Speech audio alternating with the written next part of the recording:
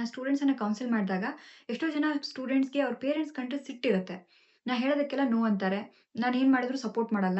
Even ಅಡಲ್ಟ್ಸನ್ನ council ಮಾಡಿದಾಗ್ಲೂ ತುಂಬಾ ಜನ ಅವ್ರ ಪೇರೆಂಟ್ಸ್ ಜೊತೆಗೆ ರಿಲೇಶನ್‌ಶಿಪ್ ಚೆನ್ನಾಗಿರೋದಿಲ್ಲ. ಅವರು ಹೀಗ್ ಮಾಡ್ಬೇಕಿತ್ತು, ಹಾಗ್ ಮಾಡ್ಬೇಕಿತ್ತು, ಹೀಗ್ ಮಾಡಿದ್ರೆ ನಾನು ಒಳ್ಳೆ ಪೊಸಿಷನ್‌ಲಿ ಇರ್ತಿದ್ದೆ. ಈ ತರ ಅಸಮಾಧಾನನ ಇಟ್ಕೊಂಡಿರ್ತಾರೆ. ಯಾವಾಗ ನಿಮ್ಮ ಪೇರೆಂಟ್ಸ್ ಜೊತೆಗೆ ನಿಮ್ಮ ರಿಲೇಶನ್‌ಶಿಪ್ ಚೆನ್ನಾಗಿರೋದಿಲ್ವೋ, ಆವಾಗ ನಿಮ್ಮ ಲೈಫಲ್ಲಿ ಫುಲ್ ಪರ್ಫಾರ್ಮ್ ಮಾಡ್ಲಿಕ್ಕೆ ಆಗೋದಿಲ್ಲ. ಸೊ ಇದನ್ನ ಹೇಗೆ ಸಾಲ್ವ್ ಮಾಡೋದು ಅಂತ ಇವತ್ತಿನ ವಿಡಿಯೋದಲ್ಲಿ ನೋಡೋಣ. Welcome to the 83rd video of my 100 day video series. First step, ಯಾವುದೇ ಫೀಲಿಂಗ್ಸ್ ಅನ್ನ ಫಸ್ಟ್ ಅಕ್ನಾಲೆಡ್ಜ್ ಮಾಡಬೇಕು. ಅಂದ್ರೆ ಒಪ್ಕೊಳ್ಬೇಕು.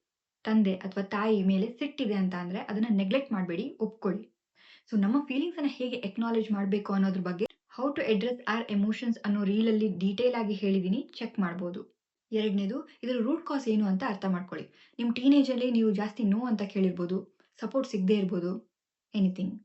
ಮೂರನೇದು, ಪೇರೆಂಟ್ಸ್ ಅನ್ನ ನಾವು ಹೀರೋಸ್ ತರ ನೋಡ್ತಾ ಇರ್ತೀವಿ. ಅವ್ರಿಗೆಲ್ಲ ಗೊತ್ತಿರುತ್ತೆ, ಅವರು ಪರ್ಫೆಕ್ಟ್ ಇರ್ತಾರೆ ಅಂತ.